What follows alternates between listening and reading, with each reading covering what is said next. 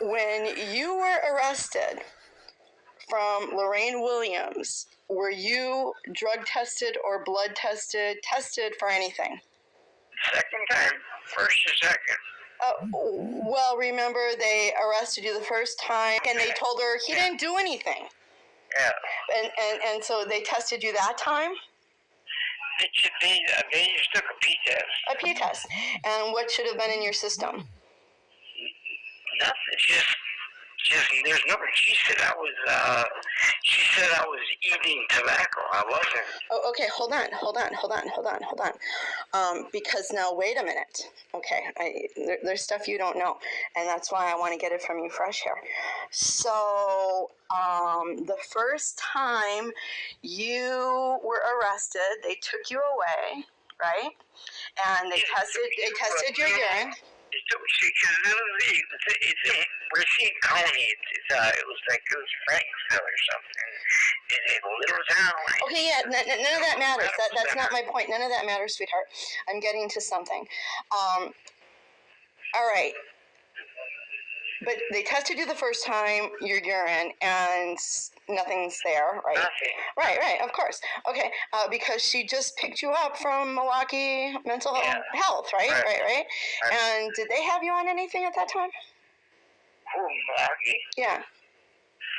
Just, I really don't think so. Okay, very possible. Okay, so anyway, you know, this whole time I've been blaming Jeff Ott. Okay, remember calling him Otthole and blaming Jeff Ott? Yeah. Check this out, Jamin. Okay, I think she drugged you because, see, when she told me, she called me, I got her on tape, okay? I got her on tape. She told me, the police won't do anything. She said, and she started making you sound crazy. And I told her, I said, well, is he eating tobacco? And she says, well, he could be. He Jamin, she died. I got her brother. I caught it, Jamin. Their private little ceremony.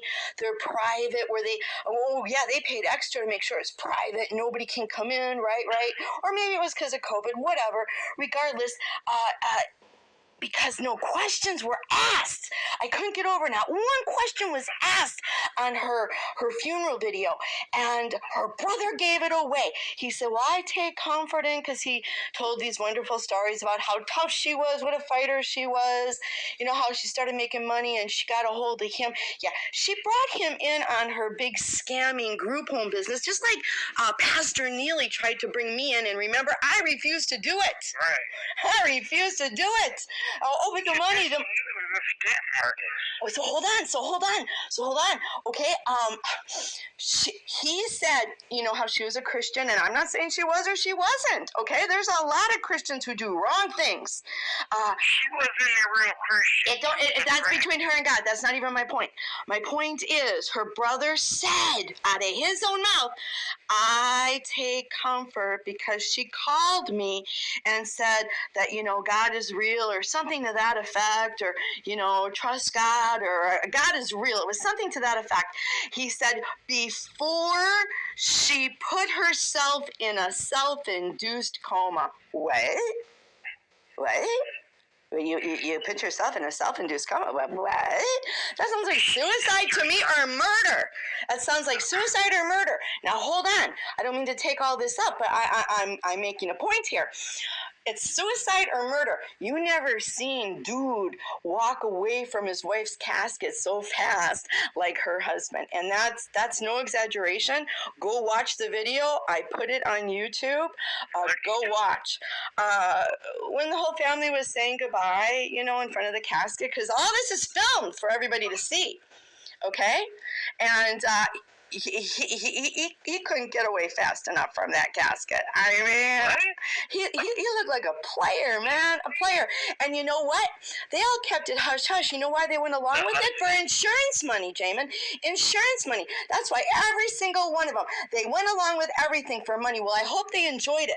I hope they enjoyed that money, because either she committed suicide because she couldn't stand the guilt of what she did to you, or she was killed by maybe her husband because maybe she wanted to tell the truth about you, and he said, we'll lose everything.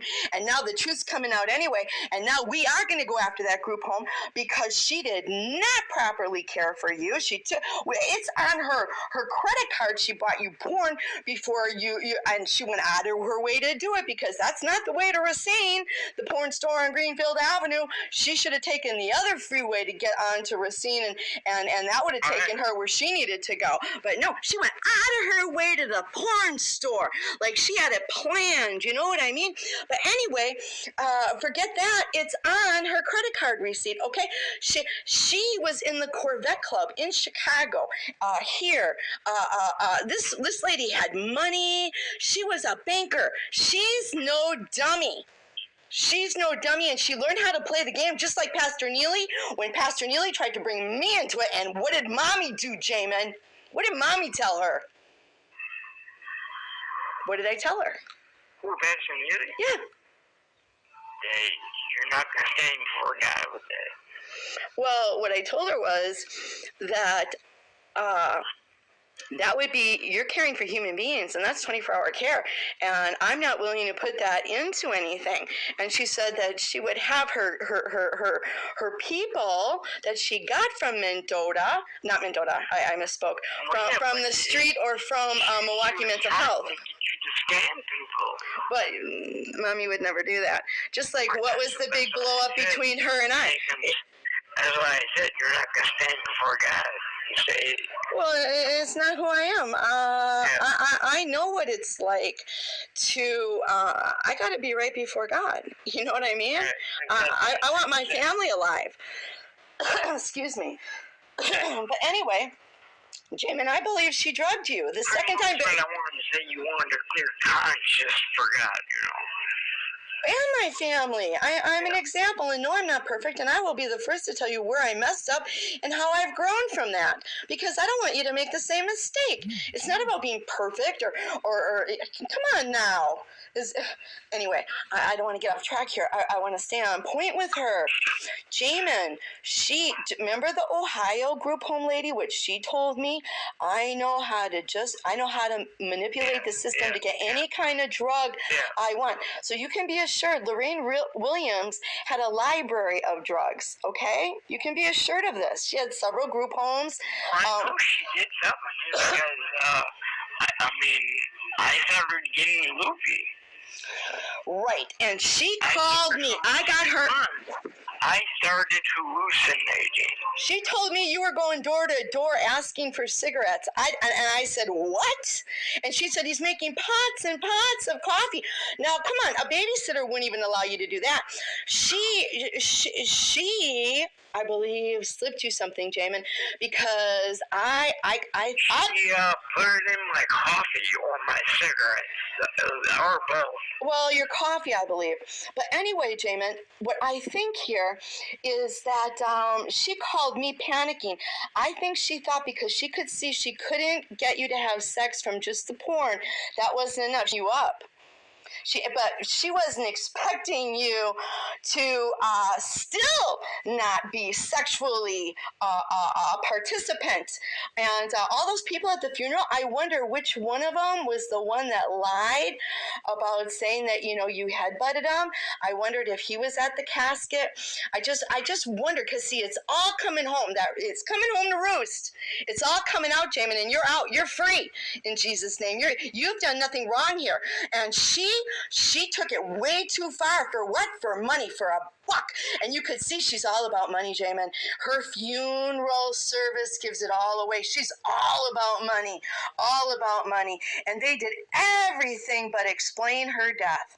I mean, talk about trying to distract you with a circus show of pictures. Well, those pictures will show you that she spent a lot of money. A lot of money, and so did her family. And how did they do that? Off of scamming the system and working with Easter seals. Go watch I Care a Lot on Netflix. That's what they're doing to people. Why do you think they're getting people to take these cards and they're scamming you, saying, oh, you can get free dental work, you can get money from Social Security? They're not telling you about it. No, they're just trying. All right, Jamin.